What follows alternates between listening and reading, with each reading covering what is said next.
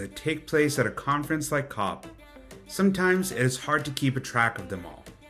For Canada's cities and regions, there's a lot we can learn from our global counterparts to benefit our communities back home. Similarly, there's a lot we can do on the world stage to advance climate action. December 6th was Multilevel Climate Action and Urbanization Day at COP28. And while this briefing is coming at a later date, we wanted to make sure we were placing the right emphasis on a very important outcome for cities and regions. Ever so often, there's a new action or initiative born out of the work of COP that merits a dedicated discussion among the Canadian multi-level climate community. So, in this video, we're going to be talking about CHAMP, the COP28 Coalition of High Ambition Multilevel Partnerships for Climate Action, CHAMP. Where would the climate community be without a catchy acronym? Before we get into the details about CHAMP, it is important to remind ourselves of what we mean when we say multi-level action. Within this context, we take it to mean the collaborative and science-based climate action coordinated between national and subnational governments, including cities, towns, states and provinces, and regions. So, with that in mind, let's get into the details about CHAMP. But instead of me talking about it to you, we've got something better. My name is Jude Crasta, and I lead the Cities and Climate Initiative at the Morris J. Wasp Center for Dialogue at Simon Fraser University in Vancouver. I am your host for our series of virtual briefings throughout COP28. If you're new, our initiative has been doing briefings from COP since the Glasgow Summit in 2021. While we usually do these live, the UAE has a 12-hour time difference with Vancouver, 9 hours with Ottawa. So, we thought we'd bring you a recorded report series that you can view at your convenience. We would like to thank you for taking the time to watch this, wherever you are. Throughout these briefings, we will be doing a quick recap of the events that have taken place throughout the thematic days at COP. We will also feature one or more speakers who will be able to quickly share their thoughts on multi-level climate action at this Dubai conference. I sat down with Agathe Cavicchioli, the Deputy Director of International Advocacy for the Global Covenant of Mayors on Climate and Energy, also known as GCoM. On behalf of the 13,000 local governments represented by GCoM, Agathe had the opportunity to advise the COP28 Presidency on the wording of CHAMP. Agathe, thank you so much for agreeing to do this. Anyone who has been to COP knows just how pressed we all are for time and sleep, so really appreciate it. Well, thank you so much for having me. I'm really excited to talk to you more about CHAMP. Right, so then let's start us off with that. Can you give us a fundamental understanding of what exactly CHAMP is? Of course, my pleasure. So, CHAMP isn't that complicated an initiative, but it's truly transformative. CHAMP stands for Coalition for High Ambition Multilevel Partnerships. We're going to call it CHAMP for the duration of this. And it's a commitment made by national governments, to this day, 62 in total. And in this commitment, they agree to consulting with subnational governments. And we mean by that cities, towns, regions, provinces in the case of Canada, at any level in their country, any size, consulting those subnational governments on developing, implementing, and financing climate strategies. And by climate strategies, we mean the nationally determined contributions, which are due in 2 years' time, but also long-term strategies or adaptation plans, biodiversity strategies. It really is a commitment about talking to and working with different levels of government within the country so that these strategies represent the potential, the priorities, and the challenges of all these levels of government within the country. So what started the development of this initiative? What's the background there? So the immediate background to CHAMP is a really good conjuncture, a really good political context. It's the fact that the COP28 presidency really recognized the leadership of subnationals, and they really wanted to give them a strong role and place in COP28. So there was a lot of political willingness from the COP28 presidency to put mayors, governors, premiers at the heart of COP28. And they were consultations held in partnership with Bloomberg Philanthropies and many of the organizations that they support to discuss and agree what's the most useful thing that COP28 can deliver for subnationals. And through these brainstorms and consultations, we came to the conclusion that it was something like CHAMP. But I say that's the immediate background that brought this on. In reality, CHAMP really is the culmination of about a decade, if not more, of advocacy by subnational governments, ever since the Paris Agreement recognized formally in its text that multi-level action and engaging all levels of government, these are the exact words, was crucial to the mission and the objective of the Paris Agreement. The community of subnationals has been organizing, has been advocating for something like CHAMP. So when we're looking then at countries and what their actions are towards fulfilling the NDCs, how do you think that changes now? Well, it can change it in many ways. First of all, they're committed through CHAMP to consulting. Let's start with that. Let's start with maybe workshops. Let's start with national assemblies, participatory processes to solicit input and to elevate this input from the territories, from the cities, the town, the states, and the regions. So what it could fundamentally change is that instead of having a, national government only horizontal process of looking across ministries and portfolios, actually what we're going to see in the development of an NDC is going to be a far more sort of top-down and bottom-up vertical consultation to harvest what cities, states, and regions are doing, the engagements, the targets that they are taking, the ambition that they have, the actions that they can implement. And it's going to elevate all this. And the NDC is going to be a picture of climate action at all levels of government within a country. So we're talking about the vertical integration of action in the NDCs. For cities and regions that aren't aware about what CHAMP is, what is the call to action for them now that we have 62 countries that have signed on, Canada as a signatory? What's that call to action now? I'm really glad you're asking this question because it really is so important that cities, towns, states, and regions around the world know and understand what CHAMP means and what they ought to do. So the call to action for these local governments around the world is, first of all, get a copy of CHAMP, get a good sense of what this means. And then what we need is we need the local subnational governments to organize itself. We need to hold the national governments accountable to the commitment that they've taken. You say you're going to consult with us, then the local communities need to be ready to be asking for these consultations, but also they're going to need to self-organize to elevate those best practices, those contributions from the local level. So there's really going to be a bit of community organizing needing to happen domestically in each of the countries that have endorsed CHAMP.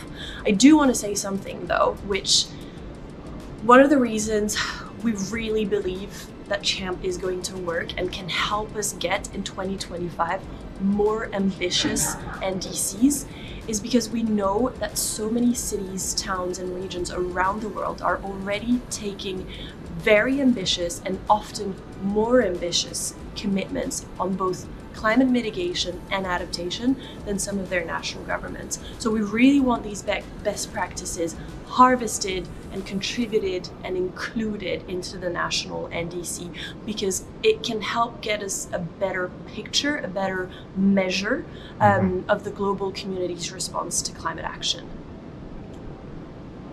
You raise a lot of good points over there when it comes to that integration, what things need to look like differently. So for us back in Canada, like many other countries, multi-level climate action and those partnerships, they're extremely important, of course, in making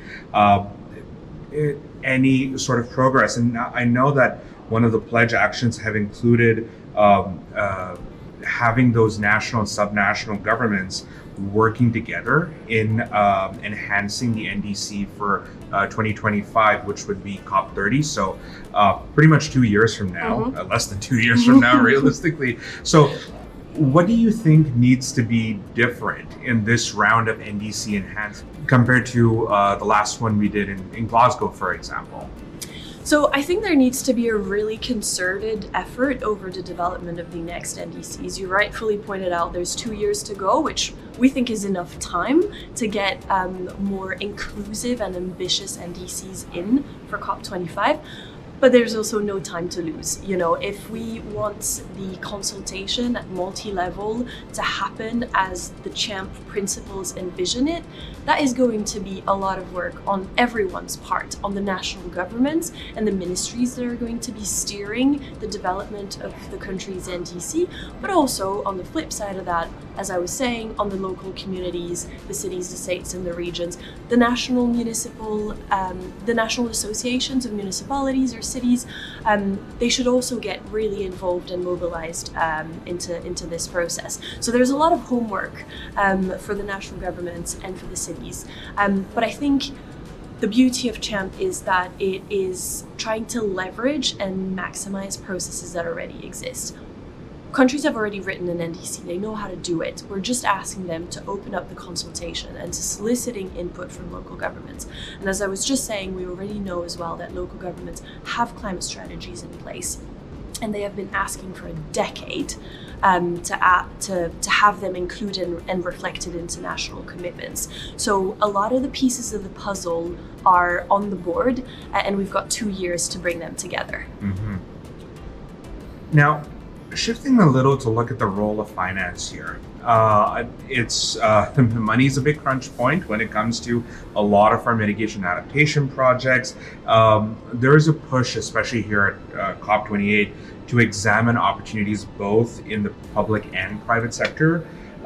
What do you think are some of the important items on climate finance that probably needs to be figured out soon? And do you see any risk or failure points in that process? Absolutely. So I've mentioned that the CHAMP commitment is about the development, the planning, the implementation, but also the financing of climate strategies and of NDCs in particular. And there's a clause for anyone that ends up reading the pledge, but I'm happy to explain it here a bit more simply. There is a clause that also says that as part of the CHAMP commitment, national governments commit to elevating the financing priorities and needs of their subnationals into their NDC investment plan. So it's about taking the local actions, the priorities that need financing and support, because we know those resources aren't reaching the cities, and elevating them to this, a status of national priority to get those resources to these subnational frontline actions. So it's a strong component of CHAMP to also fix that disconnect between the pressure that local governments are under to deliver, but the lack of resources that they have. Now, that doesn't mean that each CHAMP endorsing nation is going to finance all of these activities at local level, but it is a commitment to help get the resources unlocked and flowing to these. It can be through national mechanisms, by recognizing that it is a national priority to finance these activities at local level. That can help in some circumstances, maybe more so in the case of global north countries where there are resources available. In other circumstances, it may mean that It empowers national governments to elevate these needs to international donors, finance institutions, multilateral banks, and help unlock a direct flow or an enhanced flow of resources from these institutions to the local level. It can help, if I can add, in something else that is gaining a lot of momentum here at COP28 and has been in the last year with supporting the notion that MDB reform, multilateral development bank reform, should take in consideration the needs at the local and subnational level and find ways to get resources there quicker, maybe more directly. Perfect. So, lastly, this is a massive undertaking, and while we're doing this explainer video for the folks back home, just want to state that the importance of a pledge like this can't really be overstated. Canada is a signatory nation to this pledge. If there is one message you could send back to Canadian cities and regions leading up to COP29 and COP30, what would that message be? That's a really important message, so I'll think carefully about it. The message is that a door has been open and we need to crowd in.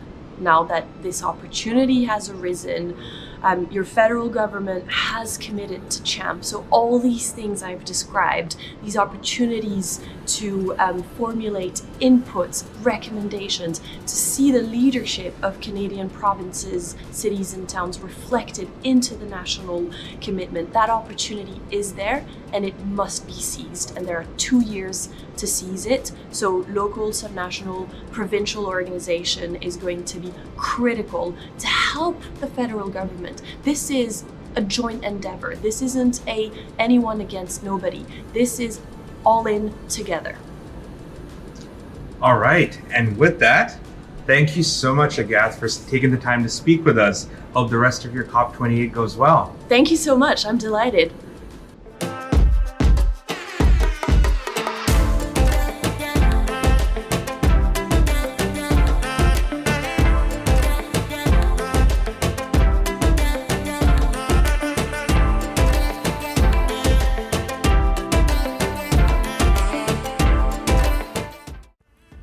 So, to recap and summarize, here's what CHAMP gets national governments to do. 1. Consult with respective subnational governments to determine how these subnationals can contribute to national mitigation and adaptation strategies and implementation and monitoring. 2. Collaborate with subnational governments to unlock opportunities by involvement in design, enhancement, consolidation, and implementation of national strategies. 3. Create inclusive processes to enhance NDCs, particularly NDC 2025 at COP30. 4. Include subnational projects in climate-related investment priorities and support subnationals in securing resources from public and private financial institutions as applicable. 5. Undertake a regular and inclusive country-led review of progress at national and subnational levels around the implementation of CHAMP commitments. 6.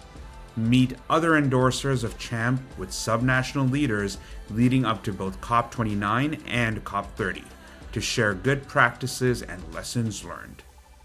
What are the solutions? Indigenous rights are the solution. We know the land, we know our people, and we know the community on a very intimate level that no other level of government will ever understand. Pilot a project that fails and seems new to Canada, and then what happens when it's scary?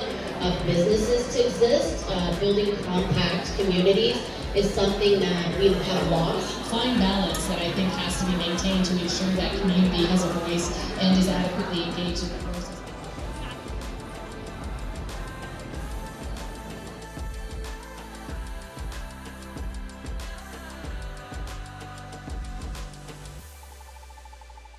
Folks, COP28 has been a roller coaster of highs and lows for climate action in a multitude of thematic areas.